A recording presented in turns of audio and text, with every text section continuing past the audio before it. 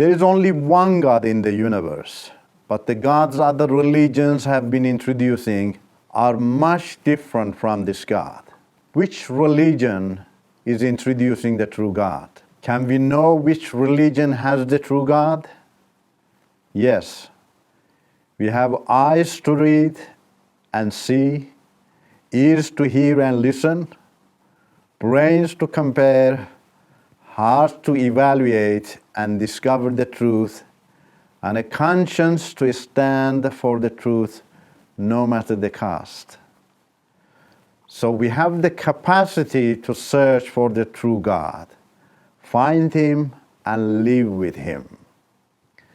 Anyone can read or hear about the characteristic of gods in different religions' books.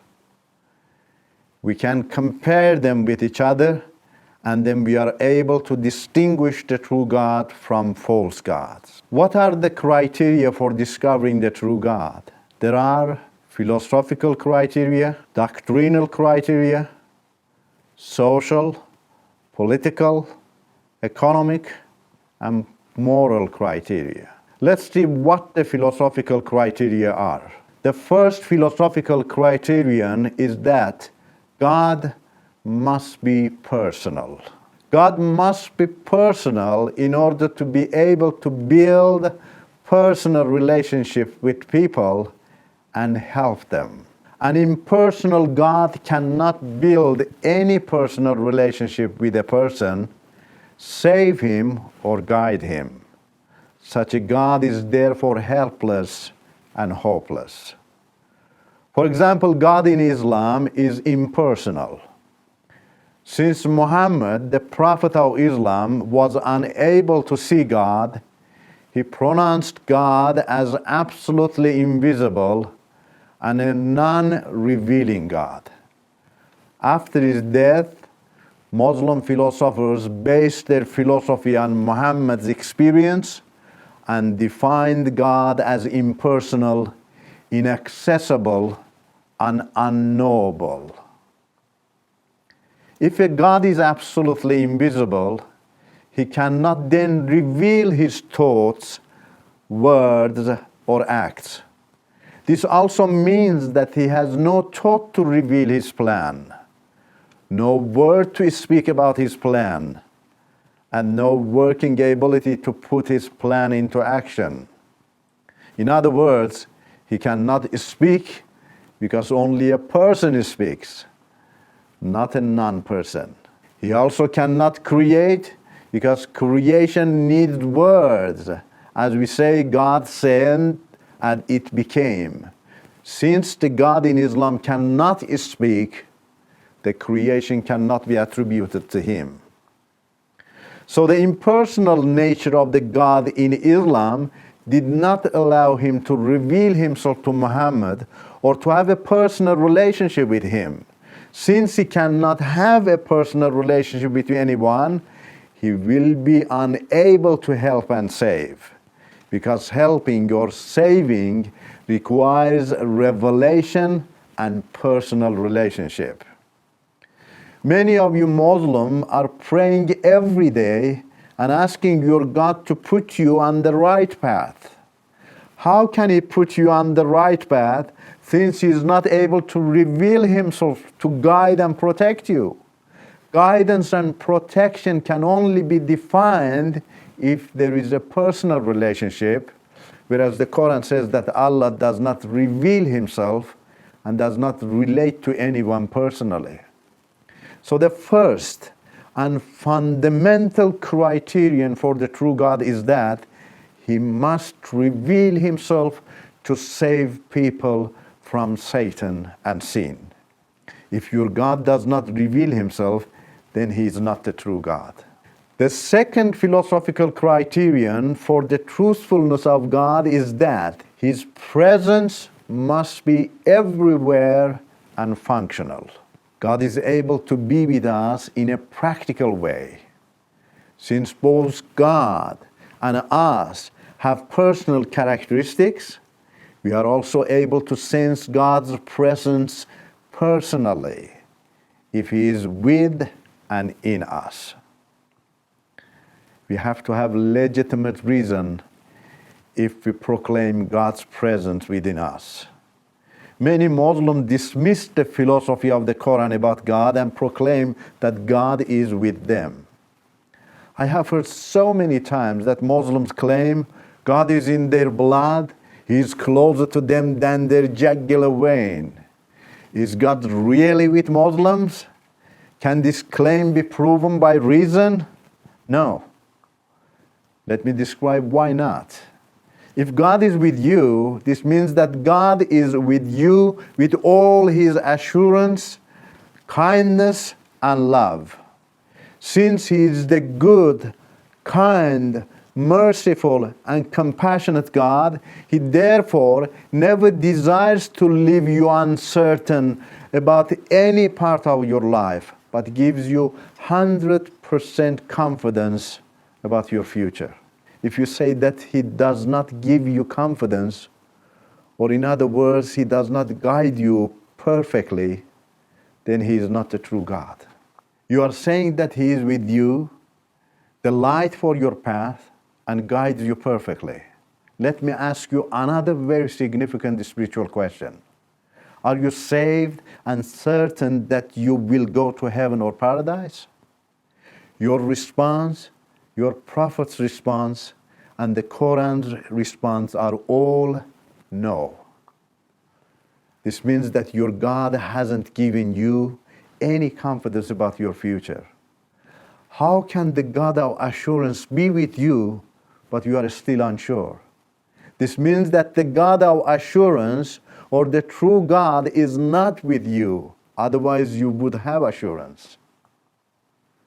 In other words, your religion is unable to take you to the true God. So the presence of God can be proved in us only we are saved by God here on earth and have the confidence of going to heaven or paradise.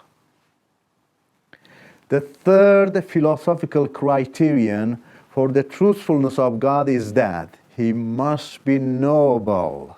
The true God is the kind of God who you will be able to know personally, and the one you can follow based on your own personal experience with Him. You do not follow a person whom you do not know. God is the same. He doesn't want you to follow Him blindly or through a middle person. He wants you to be with Him through your own personal experience with Him. Now let me give you some doctrinal criteria for discovering the true God. The first doctrinal criterion is that God must be absolutely righteous. This means that an absolutely righteous God cannot have bad and immoral deeds or make them legitimate, because His nature is perfectly good and far from evil. Therefore, if you see in the book of your God that He is the creator of sin and evil, or has legitimized them in some circumstances, that God cannot be the true God. You need to evaluate the words and deeds of your God if you want to know whether your belief is heavenly or not. The second doctrinal criterion is that God must be absolutely a just God. This means that God cannot say or do unjust things. For example, God cannot give His prophet or the leaders more rights than others because He is absolutely just. He cannot give men more rights than women or ask men to beat their wives. He cannot give some of His followers more rights than others. He cannot promote sectarianism and encourage people to ignore the rights of others.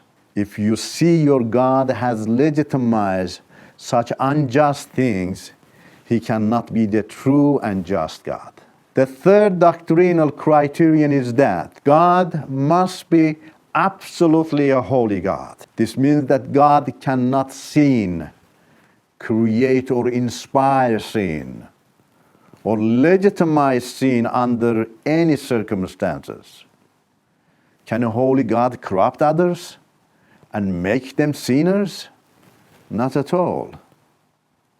Therefore, if you see that your God has corrupted others, made them sinners, he cannot be holy.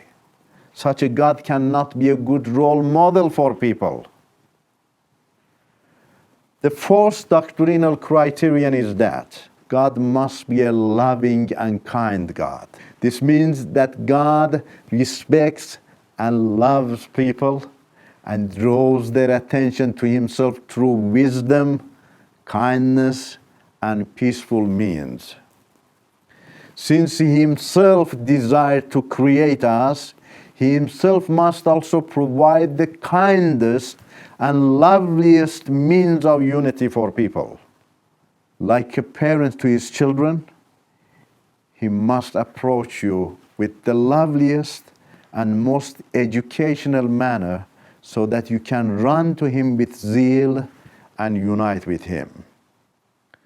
God should not be like a cruel person who ignores your freedom of choice and deals with you unjustly. If your God does not have such a love and kindness, he is not the true God. And his religion also cannot create love, kindness, and peace among people.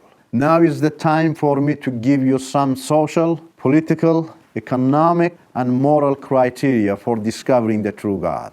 Concerning the social criteria, the true God is absolutely far from every kind of discrimination concerning gender, race, nationality, belief, position, or any other thing that could separate people. Your God cannot be the true God if he gives more rights to men than women, to masters than slaves, to his followers than others. Concerning the political criteria, the true God establishes and promotes a modest kind of leadership instead of dictatorship. In the eyes of the true God, the greatest among people is the most humble among all and a servant to all. Your God cannot be the true God if he gives a dictatorial role to his prophet or to any of his followers.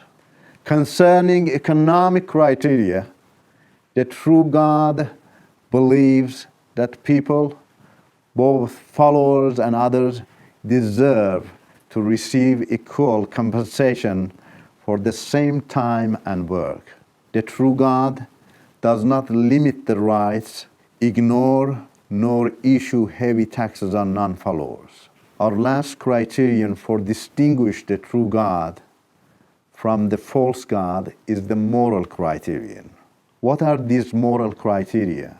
The true God never legitimizes lying, deceiving, or any kind of immorality, no matter what the circumstances may be.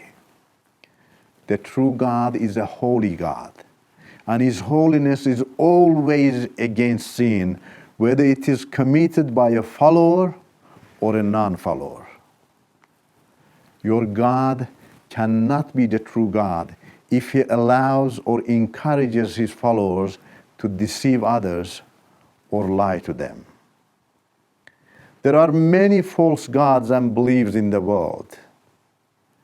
You won't be able to understand whether you are following the true God or a false God unless you learn who the true God is. These criteria help me to find the true God and to have amazing experience with my Creator and Savior. My prayer is that they become useful in your life too, so that you can reside in the eternal joy of God.